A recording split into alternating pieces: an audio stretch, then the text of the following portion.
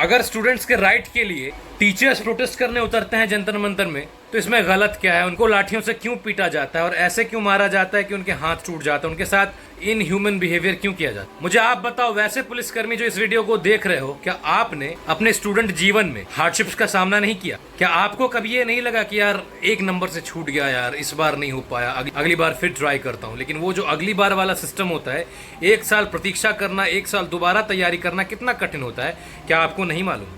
जिस निर्ममता से, जिस निर्दयता से आपके हाथों से लाठियां चल रही हैं, वो भी शिक्षकों के ऊपर, क्या ये मोरली सही है? और ऐसे मामलों में सरकार की चुप्पी, वो सरकार जिसको हम योग्य समझते हैं, वो सरकार जिसको हम बिना किसी लौंग लपेट आंख मूंद कर आपको चुन लेते हैं। हम जानते हैं कि इस समय भारत जिस परिस्थितियों से लड़ रहा है, उन परिस्थितियों से एक उम्मीद आप ही हो कि आप हमें उन परिस्थितियों से उबार सकते हो। फिर अगर आपके शासनकाल में अगर इस प्रकार की गतिविधियां हुए, तो फिर आपको क्यों वोट दिया जाए? जरा सोचो कितना मुश्किल होता है। आप साल भर, 2 साल, 5 सालों से, कोई तो 10 सालों से इन प्रतियोगिता परीक्षाओं की तैयारी में जुटा होता है, अपने घरों से सैकड़ों किलोमीटर दूर बाहर जाकर रहता है। मैंने अपने कितने सारे दोस्तों को ऐसे देखा है जिनके घर वालों की इतनी औकात नहीं होती है कि वो महीने के 4000-5000 भेज सके। वो लड़के पटना में रहकर तो कोई दिल्ली में रहकर कहीं पार्ट टाइम नौकरी करते हैं और फिर अपनी तैयारियां करते हैं। तैयारी करने में कितनी मेहनत लगती है ये मैं जानता हूँ। उसके बाद जब एग्जाम का दिन आता है तो बीच में तो बहुत आसान हो जाया करता था कि सामने के सेंटर्स में लोगों को सेंटर दिया जाता था। इस बार कुछ ऐसा हुआ है कि 300-300 किलोमीटर, 400-400 किलोमीटर दूर लोगों के सेंटर्स पड़े हैं, और सेंटर्स भी ऐसे टीने के छज्जों के नीचे में परीक्षा ली गई है। स्टूडेंट्स और टीचर्स का ये आरोप है, ये जो एग्जाम कंडक्ट करवाने वाली एजेंसी है एडुकेटी, इसकी व्यवस्था चार चौबंद नहीं है। इसके पास न कंप्यूटर्स है सही, परीक्षार्थी बैठ रहे हैं, उनको जो कागज कलम दिया जाता है मैथ सॉल्व करने के लिए, वो कागज कलम ठीक क्वालिटी के नहीं है। जो उनको कंप्यूटर्स प्रोवाइड किए गए हैं, वो कंप्यूटर आधे एग्जामिनेशन में बंद हो जा रहे हैं, ब्लैकआउट हो जा रहा है। समझ रहे हो रिदम कितना बिगड़ता है? ये मत समझना कि बंद हो गया तो क्या हो गया, फिर चालू कर लेंगे, टाइम तो फिर वापस मिल ही जाएगा।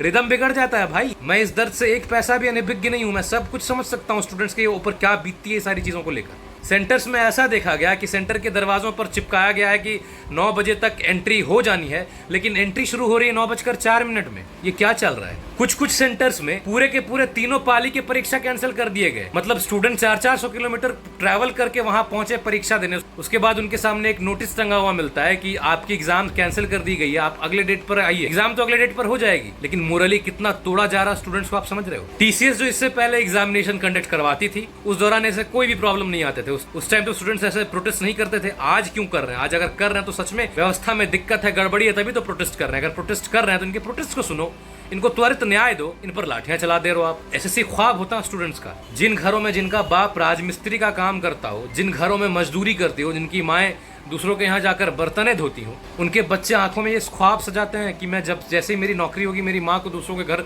जाने से रोक दूंगा, वो अब बर्तन नहीं धोएंगी, मेरा बाप मजदूरी नहीं करेगा। और एक बार एग्जाम कैंसिल करने का मतलब केवल ये नहीं होता है कि अगली पाली में वो बैठेगा और एग्जाम क्रैक कर लेगा। नहीं भाई, ख्वाब टूट जाता है, लोग टूट जाते हैं। मैं जिस जगह से बिलोंग करता हूँ, मैं अपने एक दोस्त को ऐसे जानता हूँ, पेपर लीक और परीक्षाएं टालते टालते वो अपने उम्र के उस सीमा पर पहुंच गया जहां से वो और आगे एग्जाम नहीं दे सकता था। वो तो भला हो कि बिहार सरकार ने बीपीएससी निकाल दिया था उस समय, और उसको टीचर में उसकी नौकरी हो गई। वो बेचारा सब कुछ छोड़कर 7000 रुपए प्रति माह का मजदूरी खटने लगा था। वो भी एग्जामिनेशन सेंटर में पहुंचने के बाद जब एग्जाम कंडक्ट करवाने में फेल हो जाती है, एजेंसी तो कहती है कि टेक्निकल ग्लिचेस हैं। तुम्हारे लिए कह देना एक महज एक शब्द है, टेक्निकल ग्लिच। जो स्टूडेंट्स तैयारी कर रहे हैं उनकी वो पूरी जीवन है, उनका फ्यूचर है वो। अभी मैंने एक शॉर्ट वीडियो डाला इस चीज पर, तो बहुत सारे कमेंट्स आए कि ये जो एडुकेटी नाम की ये जो संस्था है, ये ब्लैक लिस्टेड है। तो अगर ये ब्लैक लिस्टेड है तो इसको इतना बड़ा एग्जाम कंडक्ट करवाने का जिम्मेदारी आपने दिए कैसे दिया? मैं एसएससी से ये क्वेश्चन पूछना चाहता हूँ। क्या आपके पास कोई अकाउंटेबिलिटी नहीं है? आप एक्सपेरिमेंट करो और ऐसे एक्सपेरिमेंट्स का शिकार हो जाए हमारे देश के युवा। जो टीसीएस पहले एग्जाम कंडक्ट करवाया करती थी, उसके सेंटर्स देखो, उसके इक्विपमेंट्स देखो, और जिसको आपने अभी दिया है कॉन्ट्रैक्ट, उसके सेंटर्स देखो, उसके इक्विपमेंट्स देखो। बहुत सारी खबरें ऐसी आ रही हैं कि एग्जामिनेशन सेंटर के भीतर से फोटोज निकलकर सामने आ रहे हैं, फोटोज वायरल हो रहे हैं एग्जामिनेशन सेंटर के भीतर के। अगर सोचो कि इतनी संवेदनहीन सिक्योरिटी व्यवस्था है, तो पेपर लीक करने में कितना टाइम लगेगा किसी को? अभी जब ये मामला तूल पकड़ा, जब लाठीचार्ज के ऐसे न्यूज़ेस सामने आए निकलकर, तब एसएससी ने ये क्लैरिफाई किया है कि ऐसे सेंटर्स को ब्लैकलिस्ट किया जाएगा और ऐसे सेंटर्स पर कार्रवाई की जाएगी। लेकिन क्या ये इनफ है? ऐसे छात्रों पर लाठीचार्ज बहुत निंदनीय है। ये कुछ गलत नहीं कर रहे थे, कुछ टेररिज्म से इनके लिंक नहीं थे, ये लोग अपने लाइफ के लिए लड़ाई लड़ रहे हैं।